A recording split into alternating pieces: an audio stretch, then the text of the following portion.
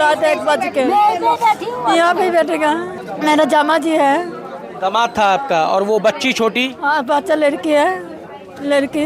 अभी कोई घायल भी है आपका? हाँ, घर का सारा गिर गया। मेंबर तो 20 है, 7 किराएदार है। रात को 1 बजे से ये लोग बाहर खड़ा है, ये लोग को तो रहने को जगह चाहिए। तो मेयर आज यहाँ पे मौजूद है चीज़ के अंदर, वो अगर जमीन पर देख रही है तो उनको क्या गड्ढे नहीं दिख रहे क्या? अगर वो यहाँ इस तरफ आसपास नहीं दिख रही क्या? उनको जर्जर हवेलियाँ नहीं दिख रही? पीड़ित परिवार तो सहमा हुआ है। ये है वो गौरी मंजिल, ये शाहबुद्दीन खान का मकान है जो देर रात ढह गया। इसका एक हिस्सा ढह गया है। ये एक हवेली है पुरानी। इसके अंदर बताया जा रहा है कि 8 से ज़्यादा किराएदार रहा करते थे, जिसमें से पिता और पुत्री की मलबे में दब के मृत्यु हो गई है। 4 से ज़्यादा लोग घायल हैं। बाकी इसको खाली करा लिया गया है। पुलिस आप देख सकते हैं यहाँ मौजूद है, और पुलिस ने यहाँ पे इस टाइम पे इस बिल्डिंग को बंद कर दिया है। उसके पीछे बड़ा स्पष्ट कारण है कि ये जो बिल्डिंग है इसकी जो अवस्था है वो बहुत ज़्यादा जर्जर है। आप देख सकते हैं इसकी हालत देख लीजिए। जो हिस्सा गिर गया वो अलग है, लेकिन जो हिस्सा अभी बचा हुआ है उसकी भी हालत आप तक पहुंचा रहे हैं कि किस स्थिति के अंदर ये है। ऐसा यहाँ पे ये सिर्फ और सिर्फ एक इकलौता मकान नहीं है। यहाँ पे इस मकान के अलावा और भी आपको मकान मिल जाएंगे। यहाँ पे पुलिस देर रात से मौजूद है और देर रात से लोगों को इन बिल्डिंगों में जाने से रोक रही है। उसके पीछे कारण क्या है? उसके पीछे कारण ये है कि पुलिस इसलिए रोक रही है इन बिल्डिंगों में जाने से क्योंकि यहाँ पे मौजूद अधिकतर सब मकान जो हैं वो जर्जर अवस्था में है। आप देख सकते हैं ये हालत देख लीजिए, जर्जर पेड़ तक निकले आए हैं। आपको दिखा देते हैं वो पीछे वाला हिस्सा जहाँ पे मलबा भी आप देख पाएंगे। ये मलबा पड़ा हुआ है, ये आप देख सकते हैं। ये मलबा है जो बिल्डिंग ढही है, उसके जो मलबा गिरा है वो मलबा इस गली के अंदर इकट्ठा हो गया है। इसके बगल में एक और बिल्डिंग है, ये नया कंस्ट्रक्शन है, इसकी मरम्मत कराई गई है। ये सारी की सारी जो बिल्डिंग और व्यवस्थाएं हैं ये यूनेस्को के वर्ल्ड हेरिटेज के अंदर आती हैं। अब वर्ल्ड हेरिटेज के अंदर जब ये आती हैं तो इनके अंदर सिर्फ मरम्मत कराना अलाउ है, और बाकी इनके अंदर इनके स्वरूप से कोई बदलाव नहीं किया जा सकता है। जयपुर में निरंतर बारिशों का दौर है। आप देखिए, आपको एक बिल्डिंग और दिखाते हैं, ये भी देख लीजिए। आइए, ये बिल्डिंग देख लीजिए। इस बिल्डिंग की भी हालत आप देख सकते हैं। हालांकि इसमें कोई रहता नहीं है ना, इसमें कोई रहता नहीं है, लेकिन जर्जरता की स्थिति आप देख सकते हैं। यहाँ पे किसी प्रकार का कोई मेंटेनेंस नहीं है। मेरी जब बात हुई निगम में और निगम के अधिकारियों से जब मेरी बात हुई तो उन्होंने कहा कि जो बिल्डिंग गिरी है उस बिल्डिंग को 2 बार नोटिस दिए गए। एक नोटिस तो 2 दिन पहले ही दिया गया है। नोटिस बिल्डिंग के बाहर चस्पा कर दिया जाता है, मकान मालिक को भेज दिया जाता है, उसके बावजूद कोई एक्शन नहीं होता और किराएदार खाली नहीं करते। यहाँ पे अधिकतर जो व्यवस्थाएं हैं उनकी बड़ी समस्या, 50 से ज़्यादा मुकदमे यहाँ पे मकान मालिक और किराएदार के बीच में चल रहे हैं। यहाँ सबसे बड़ी जो समस्या है कि मकान मालिक इसकी मेंटेनेंस और मरम्मत इसलिए नहीं कराता क्योंकि किराएदार खाली नहीं करता। किराएदार कहता है ये मेरी प्रॉपर्टी है। ये एक बड़ा विवाद यहाँ पे चल रहा है। दूसरी, यहाँ पे यूनेस्को वर्ल्ड हेरिटेज सिटी की घोषणा के बाद में यहाँ पे स्वरूप में कोई बदलाव नहीं किया जा सकता। यहाँ पे इंतज़ार होता है कि ये जर्जर अवस्था के जो मकान हैं ये गिर जाएँ, जिससे किराएदार खुद ही खाली करके चला जाए और उसके बाद में यहाँ पे एक बड़ी व्यवस्था, एक बड़ा शॉपिंग कॉम्प्लेक्स या मॉल डेवलप किया जा सके। ये है पूरी व्यवस्था जो यहाँ पे निकल के आई है। यहाँ और लोगों से भी बात करेंगे, आपकी बात कराएंगे, जानने का प्रयास करेंगे कि क्या कारण रहे, क्या घटनाक्रम रहा। ये देखिए, ये आप देख सकते हैं वो जो बिल्डिंग गिरी है उसका हिस्सा है। ये पर्दा निगम के द्वारा लगा दिया गया है। ये मकान जीर्ण शीर्ण अवस्था में है। इसके नज़दीक जाने से कोई भी दुर्घटना घटित हो सकती है, अतः इसके नज़दीक जाना मना है। हालांकि ये पर्दा अब बिल्डिंग गिरने के बाद लगाया गया है, निगम जाग गया है, लेकिन जो हमारे पास सूचना है निगम ने 2 बार नोटिस जारी किए थे इस बिल्डिंग के लिए। नोटिस चस्पा किए गए। एक नोटिस 2 दिन पहले दिया गया, उसके बावजूद ये बिल्डिंग खाली नहीं हुई क्योंकि किराएदारों ने ये बिल्डिंग खाली नहीं की है। यहाँ पे महापौर भी मौजूद है। यहाँ पे और भी लोगों से बात करेंगे और जानने का प्रयास करेंगे कि यहाँ स्थिति क्या है, क्या चल रहा है। यहाँ महापौर भी मौजूद है, महापौर से बात करेंगे। कुसुम जी, 2 दिन पहले नोटिस दिया गया था इस बिल्डिंग को। बिल्कुल, नोटिस देने के बाद मुझे लगता है कि कहीं ना कहीं, क्योंकि सेंसिटिव एरिया है, तभी नोटिस दिया गया है। जर्जर बिल्डिंग थी, उसके बावजूद इतने सारे लोगों को रखना ये बहुत गलत बात थी। लोगों को भी ये सहयोग करना चाहिए। जो बिल्डिंग जर्जर है और नोटिस दिया गया है, तो जो मकान मालिक है उसे भी किसी भी तरह के किराए के लालच में नहीं आकर लोगों को सेफ स्थान पर भेज देना चाहिए। नगर निगम को भी अगर इस तरह की कोई ज़्यादा जर्जर बिल्डिंग है तो 7 दिन में कार्रवाई सख्ती से करनी चाहिए। और क्योंकि बारिश का मौसम है, हम किसी भी एक सेकंड का भी विश्वास नहीं कर सकते कि किस तरह से क्या हादसा हो सकता है। निगम तो आप ही हो इस टाइम।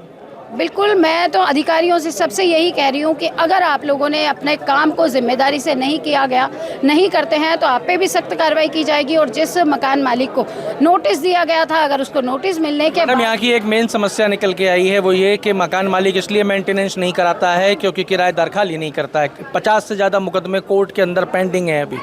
क्या ये एक बड़ी समस्या है? दूसरा, यूनेस्को वर्ल्ड सिटी का जो हमें दर्जा मिला हुआ है, क्या वो भी कहीं ना कहीं कोई बड़ी अटकन पैदा करता है इनकी मरम्मतों में?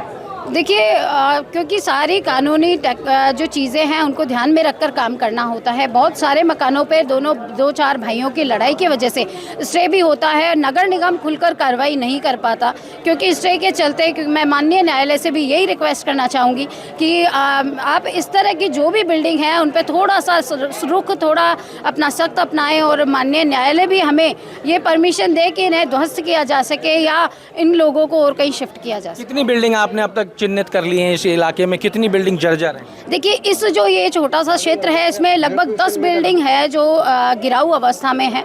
और हम लोग कोशिश कर रहे हैं कि विद इन 7 डेज में हम इन्हें खाली करवाएं और लोगों को सुरक्षित स्थानों पर पहुंचाएं। सुरक्षित स्थानों पर लेके जाएं। हाँ जी, यहाँ लोग हैं जो मेयर से बातचीत कर रहे हैं, सवाल जवाब करना चाहते हैं। लोगों की अपनी अलग समस्याएं हैं जो लोग मेयर के साथ में यहाँ पे डिस्कस करना चाहते हैं। मेयर का स्पष्ट रूप से कहना है कि अधिकारियों को भी कह दिया गया है कि तुरंत प्रभाव से अगर कार्रवाई नहीं की गई और तो उनके खिलाफ भी कार्रवाई की जाएगी। यहाँ पे बिल्डिंगें चिन्हित की गई हैं। बिल्डिंगें चिन्हित करने के बाद में अब उन बिल्डिंगों को खाली कराने की कवायद जो है वो की जाएगी। ये परिवार है जिससे आपकी मुलाकात कराते हैं। कितने लोग थे? क्या हुआ क्या एकदम से? मेरा जामा जी है, गिर गया नीचे 1 बजे 12 बजे। तो आपको पता नहीं था कि बिल्डिंग की स्थिति बहुत ज़्यादा खराब है? पता है, मकान वाला सही नहीं करा। मकान मालिक सही नहीं करा रहा था? आपने बोला था मकान मालिक को? हाँ, बोला था। तो आप लोगों ने दूसरी जगह कमरा क्यों नहीं ले लिया? क्यों जान पे खेल के इसी बिल्डिंग में रहे? गरीब आदमी है, ज़्यादा पैसा चाहिए, 10,000 तो मिलेगा, दूसरा काम न लेगा, इसलिए तो गरीब आदमी। मजबूरी थी, सिर्फ इसीलिए रह रहे थे? मैं तो आया था कमाने के लिए। मैं झाड़ू पोछा बर्तन करने जाती थी सुबह। मैं रोज कमाती है इसलिए खाया नहीं, खाती है। आज गया नहीं, मैं आज खाना नहीं मिलेगा। आज बैठी है इसे रात तक यहाँ पे बैठी। 1 बजे निकाल दिया रात को 1 बजे। अभी क्या बात हुई है? मेयर आके गई है यहाँ पे, जयपुर की मेयर आई है, बड़े बड़े अधिकारी आए हैं, क्या बात हुई है? किसी को तो बात ही नहीं हुआ, बात नहीं हुआ। कोई बात नहीं हुई? कोई मुआवजे की बात नहीं हुई? कोई किसी प्रकार के न्याय की बात नहीं हुई? नहीं, बात ही नहीं। जगह चाहिए रात 1 बजे के, यहाँ पे बैठेगा रात को। तो आपका कौन था? मेरा जामा जी है। दामाद था आपका? और वो बच्ची छोटी? हाँ, बच्चा लड़की है, लड़की। अभी कोई घायल भी है आपका? हाँ, घर सारा गिर गया सारा। 8 जने घायल हैं। वो दीदी का लड़की है, ऊपर वाला दीदी का लड़की है, उसका जामा है। कितने लोग रहते थे इसमें? बहुत 6 घर कराए है, 6 घर कराए है। किसी भी 20 मेंबर है। मेंबर तो 20 है, अच्छा ही किराएदार है। पूरी बिल्डिंग में 20 मेंबर हैं और उन 20 मेंबरों में 6 किराएदार। 7 किराएदार है। 20 लोग रहते थे। हाँ, 7 कमरे कितने थे इस बिल्डिंग में? कमरे कितने थे? कमरे 7 कमरे थे। तो एक कमरे में एक परिवार रहता था? हाँ, एक कमरे में एक परिवार है। कितना किराया था इस बिल्डिंग का? किराया तो 4-4 हजार लेती है। एक कमरे का? एक कमरे का 4 हजार, बिजली का अलग है, पानी का अलग है। फिर कुछ सही करेगी तो भी पैसे मांगती है। मोटर चूरे हो गया तो भी मोटर का बोले तुम खरीद ले लो। मैं गरीब थी तो मकान मालिक को बोले आप मोटर ले लो, पैसे मैं बाद में दे दूंगी, तो भी मेरा पर लगा रहे, बोले तुम लोग ले लो, तुम पानी भरना है, तुमको लेना है मोटर। कितने साल से रह रहे हो? ये पे तो मैं तो 8 साल रहता है, यहाँ पे 2 साल आया था। यहाँ पे 2 साल हो गए रहते हैं। मैं बोल रही हूँ रात को 1 बजे से ये लोग बाहर खड़ा है। ये लोग के तो रहने को जगह चाहिए ना, खाने पीने को रहने को जगह चाहिए, ये व्यवस्था तो कर दीजिए ये लोग का। इतना रात को क्या बोल के गई हैं? इधर कुछ भी नहीं बताएगा, बोला बता रहे होंगे 5 मिनट की कोई भी सहमति बनी नहीं इसके ऊपर, किसी प्रकार की कोई सहमति बनी नहीं। मैं आपको बताना इस चाहता चीज़ की सहमति। साहब, जैसे आपको मैं बताना चाहता हूँ कि पहली बात तो मकान मालिक को जरूर उन्होंने गिरफ्तार कर लिया है, लेकिन ये सिर्फ एक घर नहीं है, यहाँ पर और भी इस तरह के घर यहाँ पर है। और जिसकी मेन प्रॉब्लम क्या है? ये घर जो है इनको मरम्मत के लिए भी कहा जा रहा है, नोटिस भी इशू किए जाते हैं, सारे ही काम किए जाते हैं, फिर भी मेन प्रॉब्लम क्या है? क्या वो जो कोर्ट में मुकदमे चल रहे हैं किराएदार और मकान मालिकों के, क्या वो एक बड़ी समस्या है जो आड़े आ रही है? जी बिल्कुल, आप ये कह सकते हो कि मकान मालिक और किराएदार की जो उस समय जो पहले पगड़ी बनती थी उसके जो किराएदार हैं वो बहुत ज़्यादा, मतलब आप ये देखो लगभग 70% जो केस हैं वो लगभग आज कोर्ट के अंदर विलंबित चल रहे हैं। लेकिन सवाल यहाँ पर है कि क्या राजस्थान सरकार इसके अंदर किस पे काम कर पा रही है? मैं आपको इस चीज़ के अंदर बताना चाहता हूँ, मेयर आज यहाँ पे मौजूद है चीज़ के अंदर, वो अगर ज़मीन पर देख रही है तुमको, उनको क्या गड्ढे नहीं दिख रहे? क्या अगर वो यहाँ इस तरफ आसपास नहीं दिख रही, क्या उनको जर्जर हवेलियाँ नहीं दिख रही? ये सिर्फ एक घर की बात नहीं है यहाँ पे। आज यहाँ पे एक घर है, यहाँ पे ऐसे कई सारे ऐसे घर हैं जो 300, 400 साल से पुराने घर पड़े हैं। तो क्या आज इनके लिए किसी यहाँ पे किसी तरह की कोई कमेटी बिठाई गई कि इनको एक बार चेक किया जाए? क्या तो कह रही है जांच वांच की कमेटी बैठी, आप इनकी बात कर रहे थे कि इनकी कोई सहमति नहीं बनी, किस चीज़ पे सहमति नहीं बनी? साहब, जैसे मैं आपको बताऊं कि पीड़ित परिवार तो सहमा हुआ है, इनसे हमने बोला है कि अगर हम आपके साथ हैं, किसी प्रकार की आपको घबराने की जरूरत नहीं है। यहाँ पे इन्होंने बोला है कि भाई मुआवजा की मांग हम रख रहे हैं यहाँ पे कि 5 लाख रुपए जो आपके यहाँ पे जो मकान मालिक है वो आपको दे, उसके अलावा 5 लाख रुपए राजस्थान सरकार आपको दे यहाँ पे, क्योंकि आपका बनता भी ये चीज़ के अंदर है। मैं आपको बताना चाहूँ कि जो मरे हैं उसमें से एक जो पुरुष मरे हैं, उनकी बेटी मरी है, और जो महिलाएं हैं उनकी जो पत्नी है वो अभी भी SMS के अंदर जख्मी अवस्था के अंदर भर्ती है। देखिए यहाँ पे 8 से ज़्यादा लोग पता लगा जो हमें वो भर्ती हैं, गंभीर रूप से घायल हुए हैं, 2 लोगों की जान चली गई है। मेयर शायद बिल्डिंग जो टूटा हुआ हिस्सा है उसका निरीक्षण करने के लिए मेयर अंदर गई हैं। देखते हैं कि मेयर अंदर गई हैं क्या निरीक्षण करने के लिए? हैं, आ रहे हैं, वापस आ रही हैं। कहाँ, छत पे गई हैं क्या? देखिए मेयर अंदर गई हैं और मेयर बाहर निकल के आती है, उसके बाद में तय होगा कि क्या सहमति बनी है, क्या मुआवजा देने की बात की जा रही है। ये परिवार रात को 1 बजे से सड़क के ऊपर बैठा हुआ है, इसके लिए क्या बात बनी है, इन सारी चीज़ों पे भी एक बात करनी है। ये सारी चीज़ें भी आप जानकारी लेकर आप तक पहुंचाएंगे। तो जब तक जुड़े रहिए हमारे साथ। अमर उजाला के लिए जयपुर से मैं आशीष। अगर आप ये वीडियो YouTube पर देख रहे हैं तो हमारे चैनल को सब्सक्राइब कर बेल आइकन दबाएं, और Facebook पर देख रहे हैं तो हमारे पेज को लाइक करें।